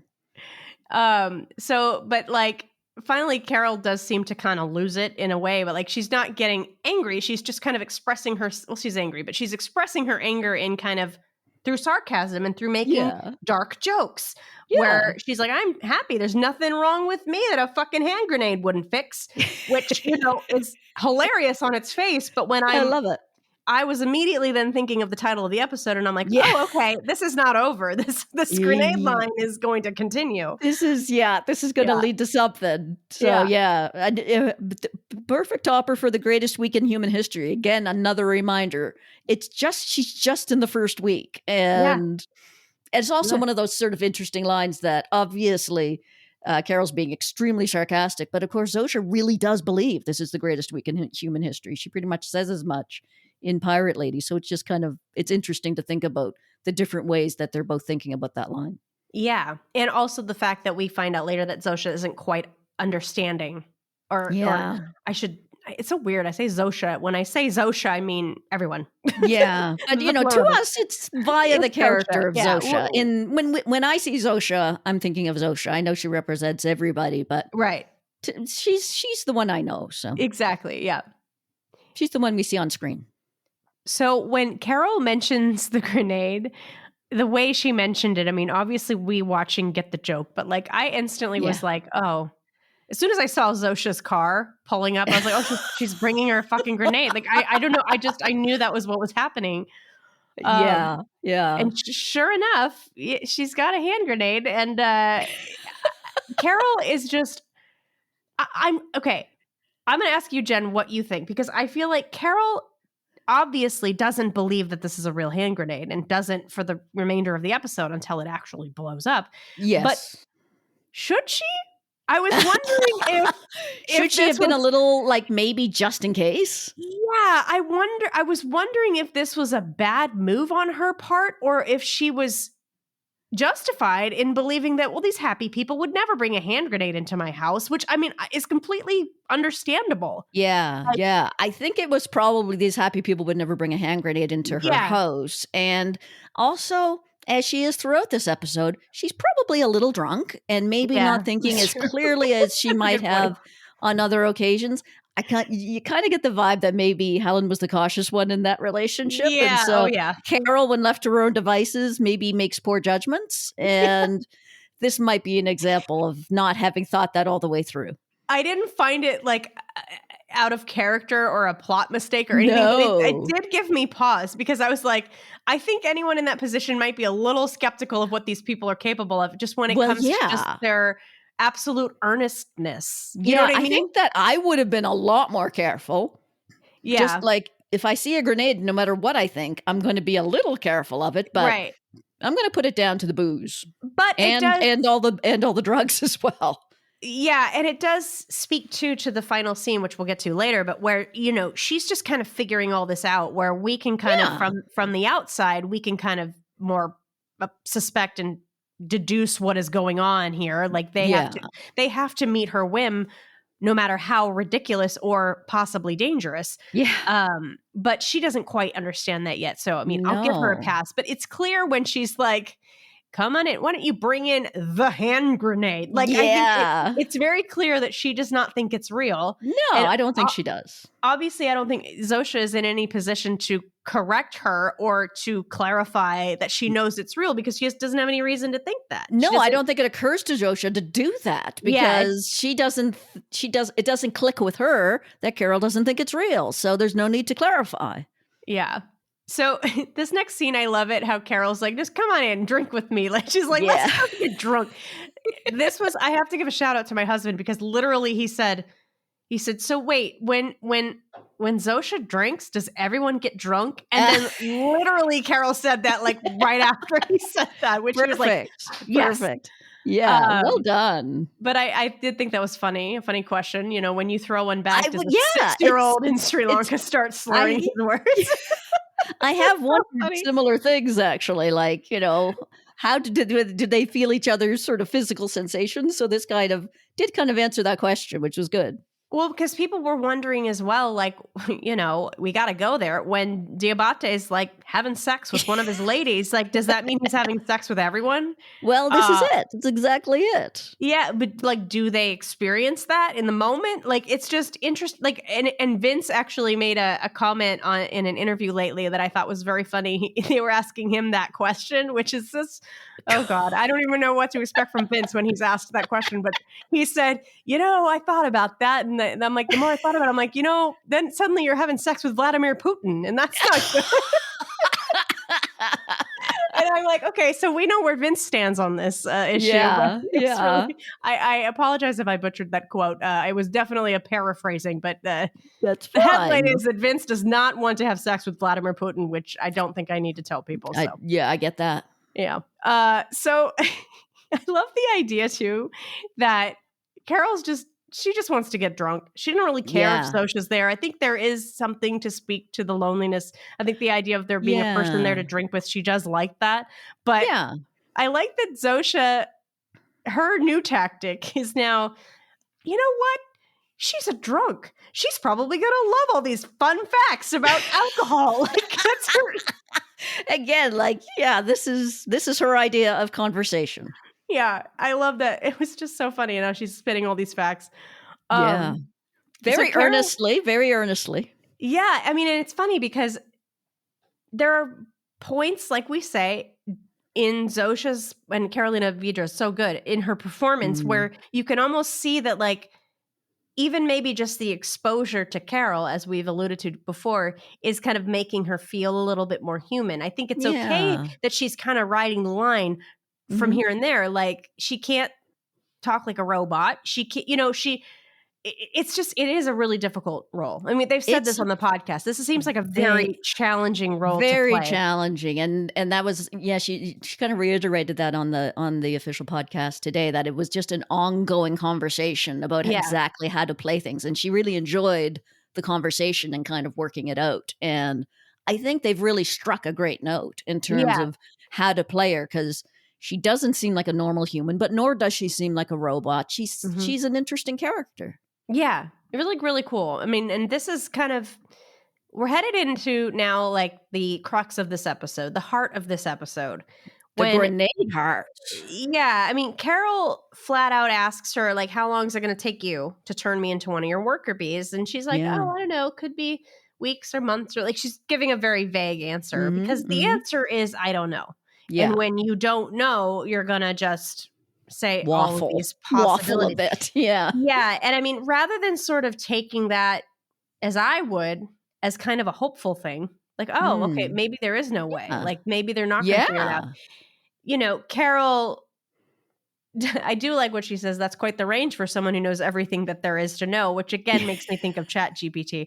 But she says, well, so either way, I'm fucked.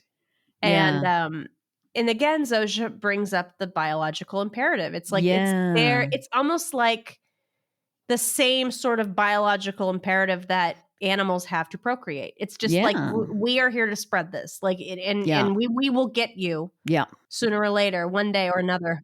We're going to get you. We're going to get you. Exactly.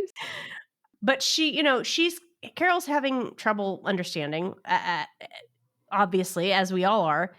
And I like how Zosha delivers this line without any hesitation, because it tracks for what she's saying. She says, if you saw someone drowning, you would throw them a life preserver. You wouldn't think about it. You wouldn't have, take a vote. You would just do it.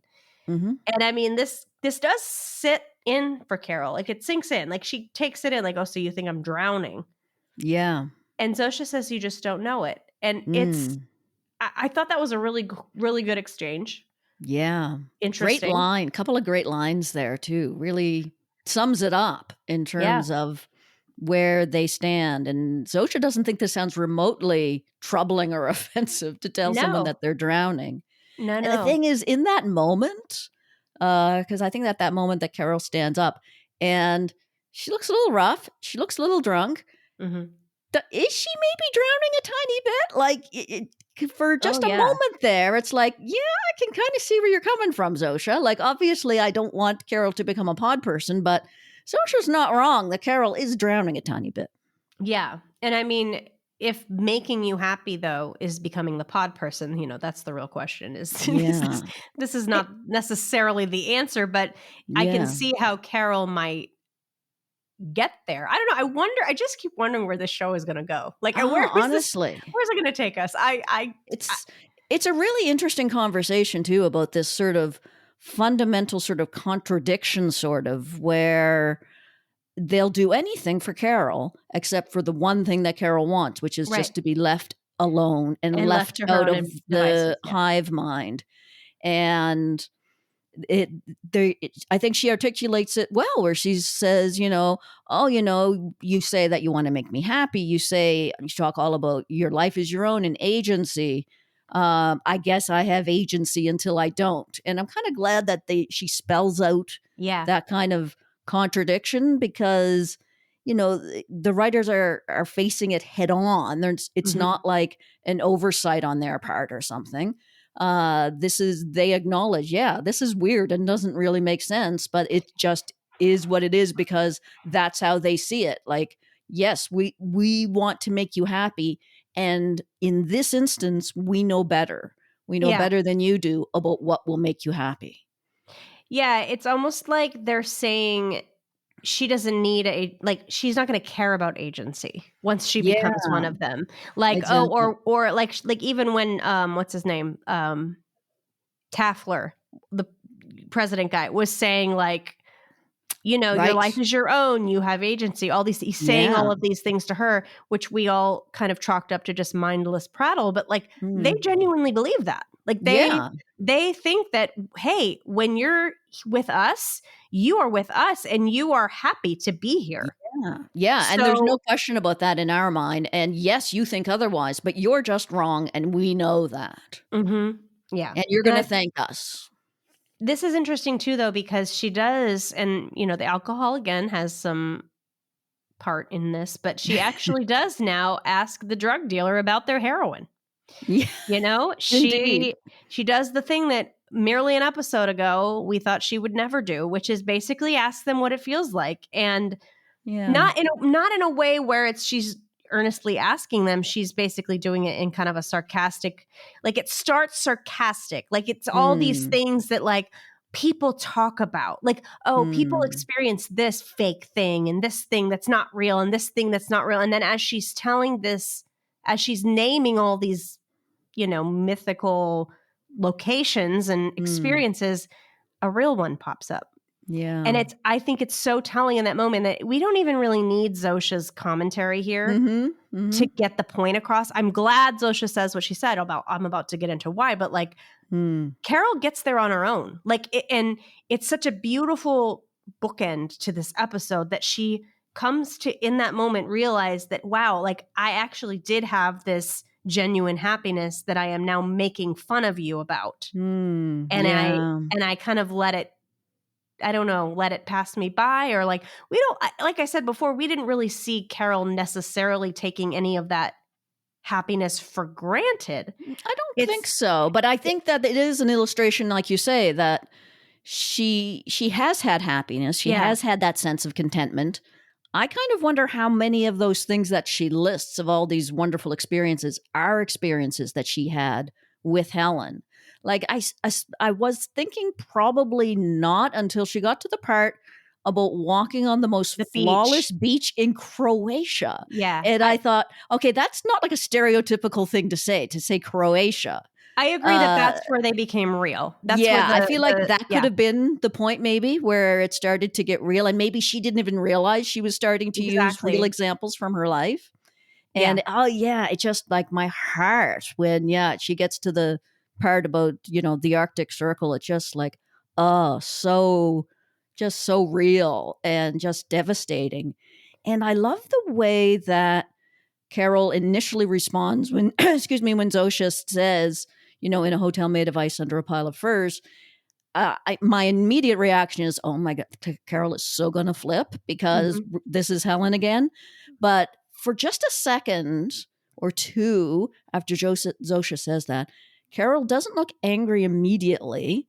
I don't think so, at least. No. I interpret her reaction as just being, she's just sad. She's sad, and she almost feels a connection with Zosha, I think, in that moment of you're sharing my sadness right now.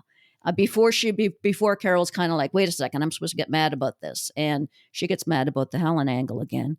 But I feel like there's like just a second there where she's actually just sad and almost sharing that moment with Zosha. And I kind of liked that. I like that interpretation. I'm going to have to watch it again with that in mind. Like, I was thinking more that she was just like, she had surprised herself. She had surprised herself at her own capability to go somewhere positive in this moment. Yeah, that too. Yeah, I like that interpretation as well. I think it can be both of those things. I think it absolutely can, because I like your interpretation too for the potential of the two of them and the relationship they're forming moving forward. I like that a lot. But like I wonder too, like Zosha bringing up specifically Under the Furs, I think is basically telling a story, like the back part of that story that we didn't get to see in the teaser, right? Yeah. It's the part of the story where Carol was genuinely happy. Yeah. Like, they obviously had a moment, fan fiction authors, attention. Go write it. Missing scene. Yeah, but they obviously had a moment after all of the initial cranky, oh, it's a bed of ice, so like they had a genuinely wonderful, happy moment there. Yeah. And so it struck me that Zosha points it out because she has that memory in her data bank. That was contentment. Hey, you have felt this, Carol, and you could feel it again if you just join us. You know what I mean?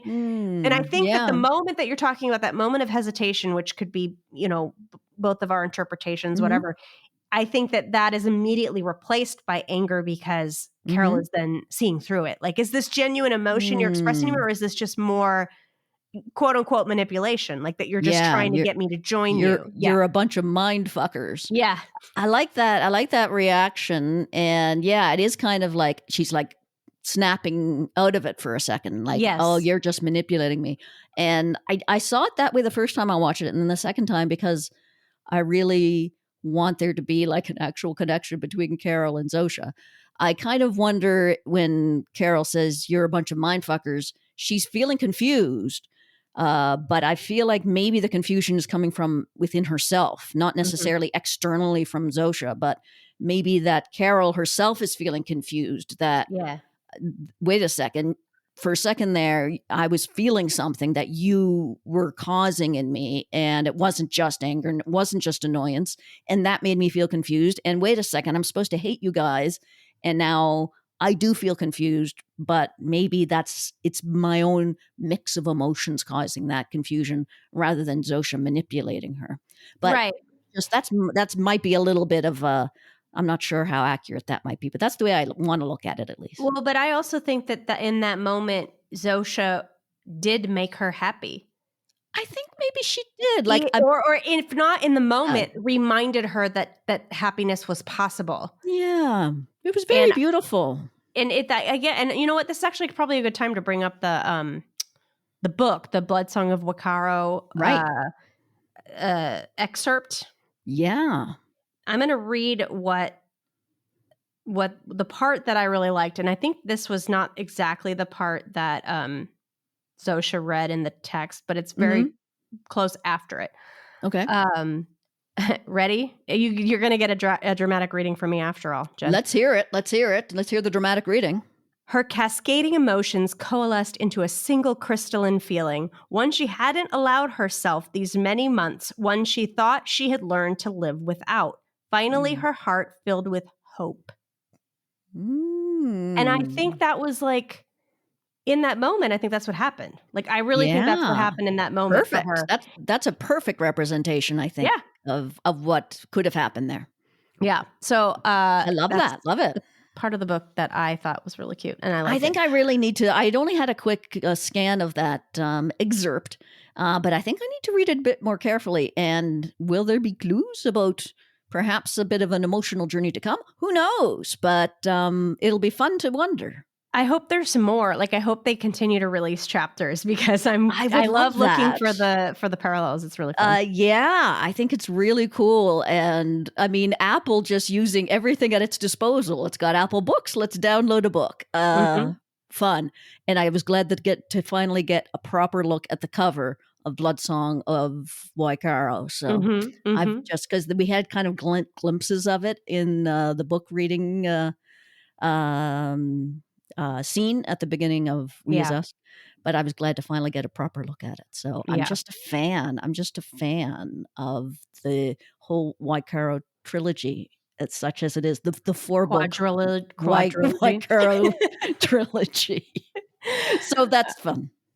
So at this point, Carol kind of is picking up the grenade, and she's just like kind of playing with it. At this point, I'm like, Carol, come on. And this, I agree that the alcohol is playing a role, because I don't know anyone, fake or real, I don't know anyone that would be picking it up and pulling a pin out. Like, I don't know who would be doing that. Like, that pin ain't coming out easy. Like, that takes she's working on that. That's not like a little moment. That's like she's determined to get that pin out. And I love the fact during the scene when Carol and Zosha have been having this interesting conversation, the grenade has been sitting there in between them, and like the camera has it like in the foreground. Yes. In at least one shot. As like, we don't forget it's there. We don't forget it's there. As my husband referred to it, Chekhov's grenade. Like, this idea of Chekhov's gun. If you introduce a gun, it has to be used by the end of the play. Yep.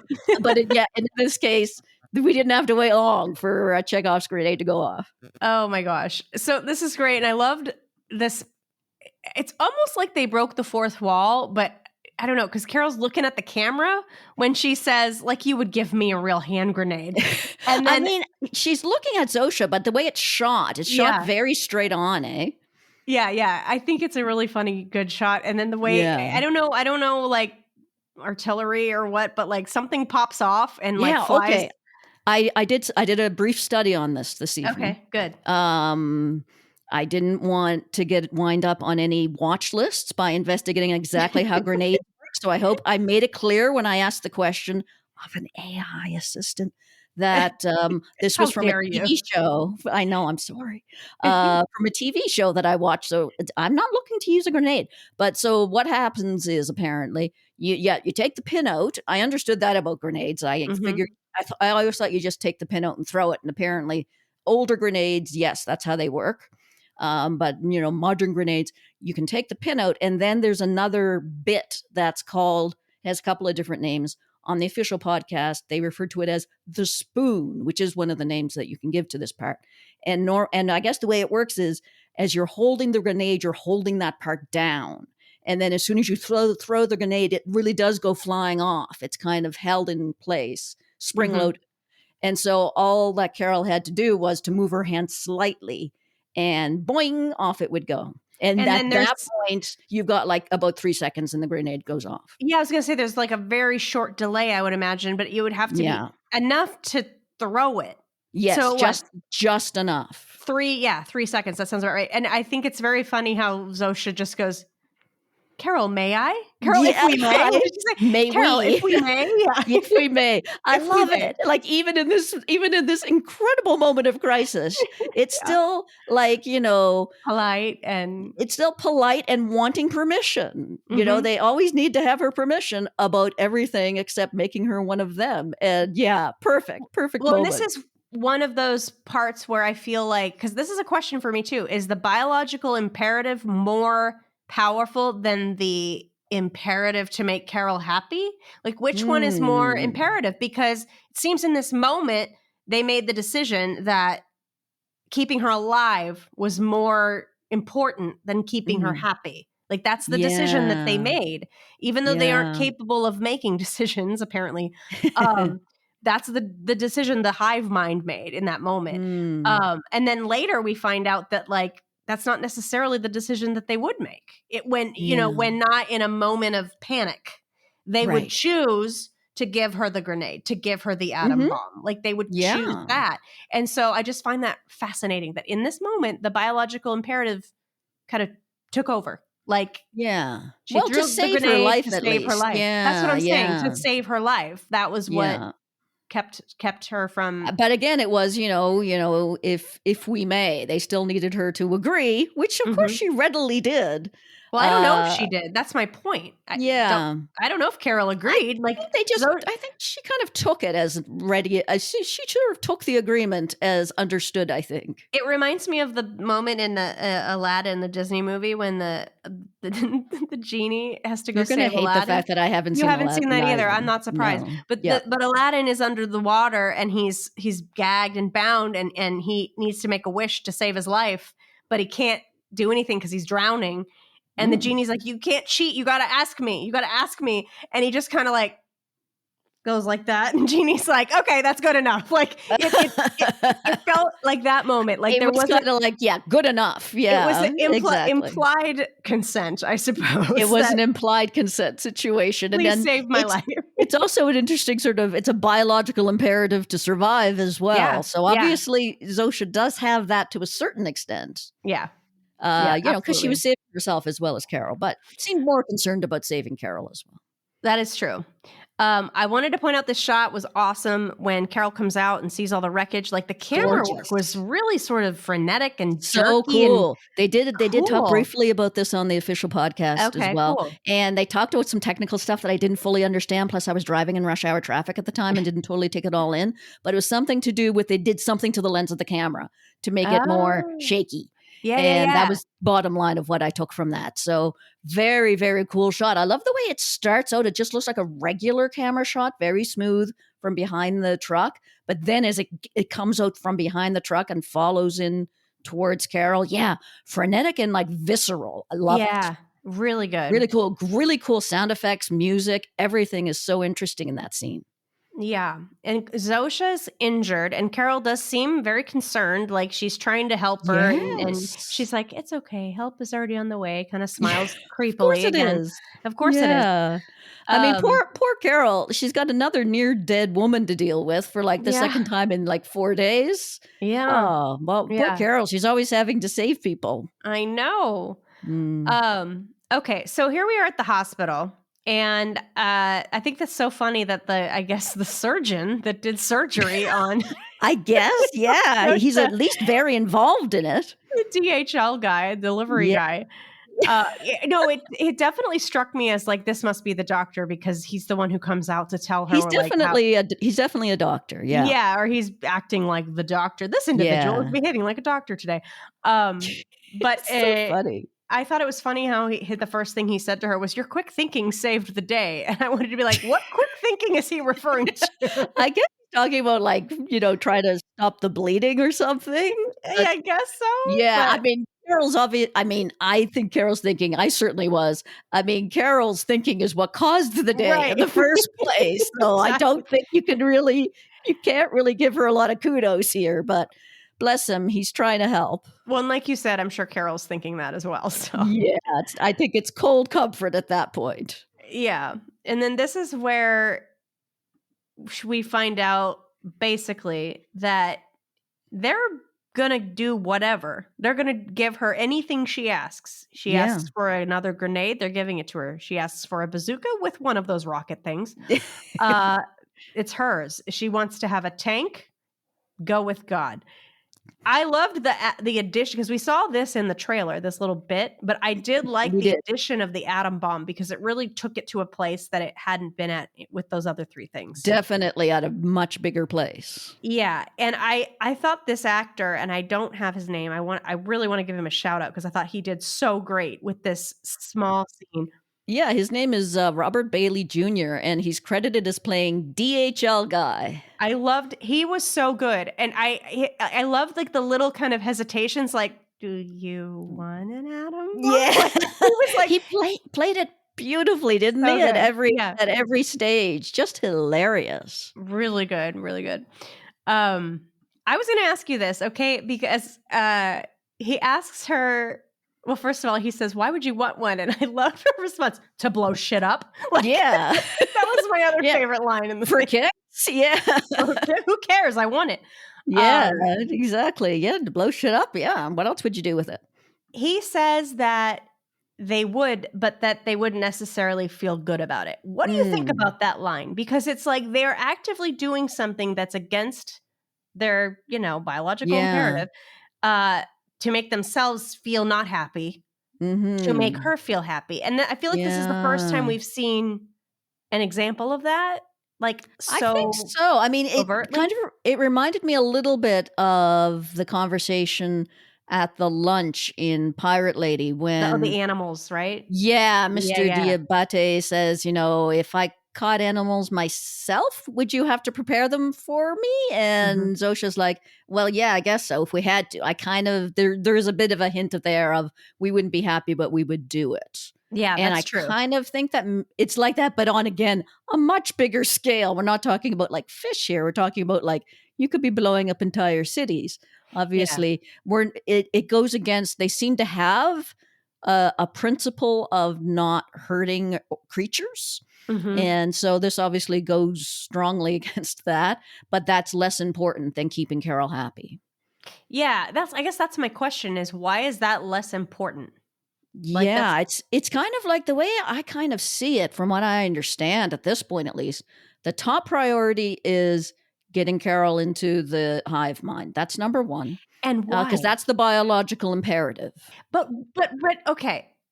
Sorry, I don't wanna get in the way of your list. Do the rest of your list, and then It's a I'll very short one. That's okay. the biological imperative, and then next to that is doing whatever you can to keep Carol happy, and at least as far as you're thinking that it will, which does fit in with the top priority of making her of getting her into the pluribus because that will also make her happy. But that's kind of the priority list as I see it.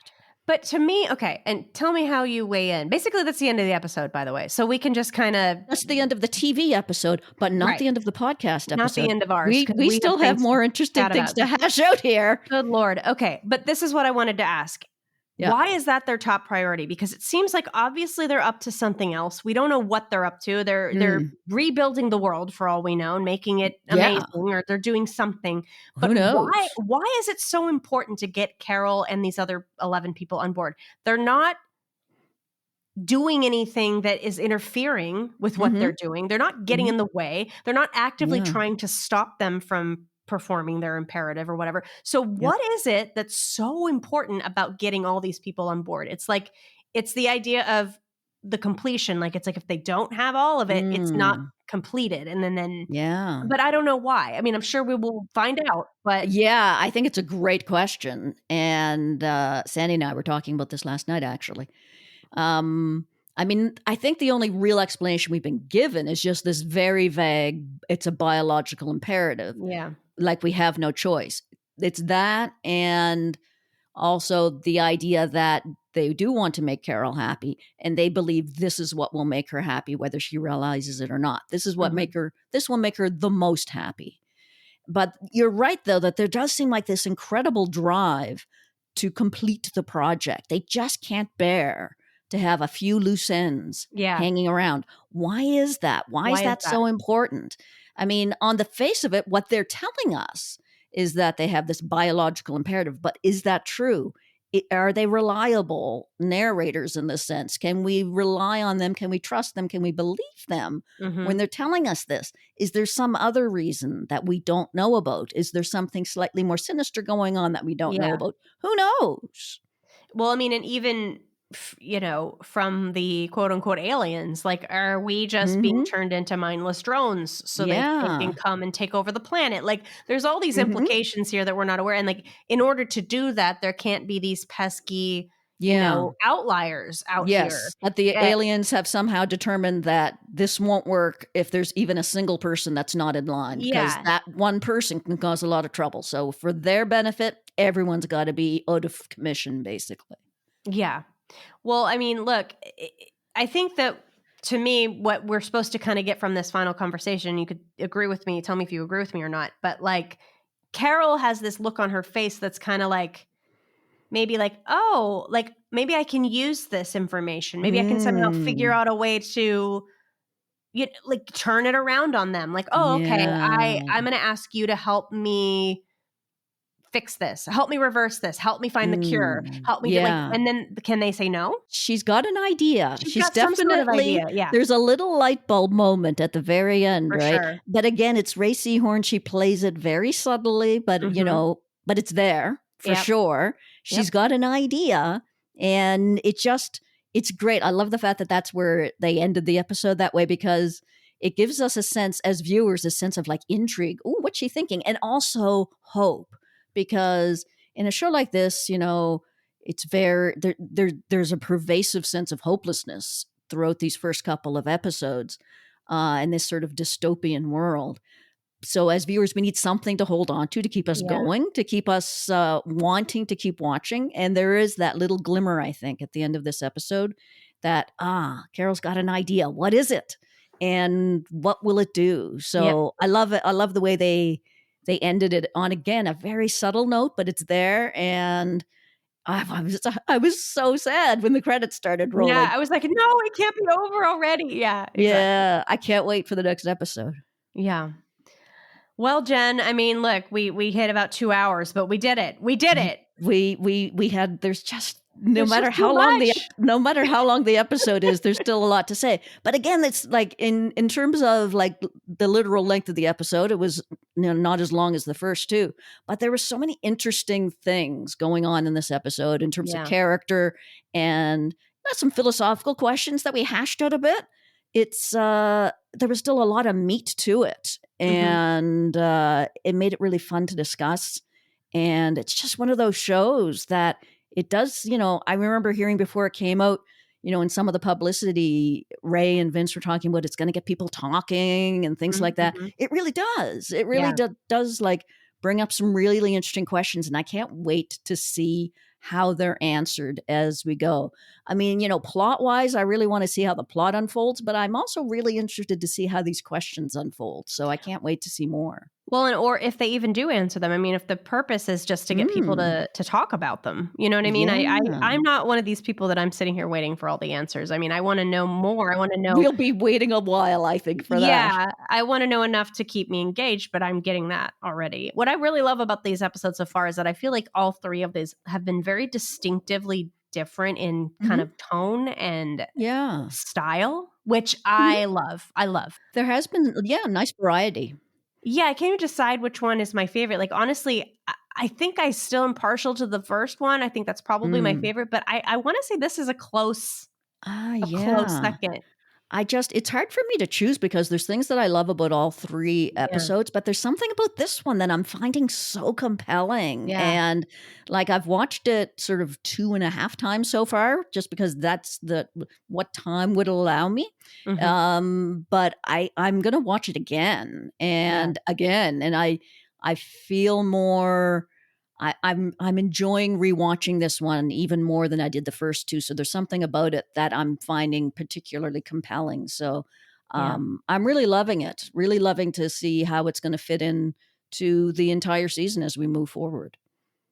Well, let us know what you guys thought of this episode. We always love hearing from you at PluribusPod on Twitter and Blue Sky. And if if you're old school and you want to email us, we're pluribuspod@gmail.com. You can always get us there too. Absolutely. You can always find all of our contact information on pluribuspod.com.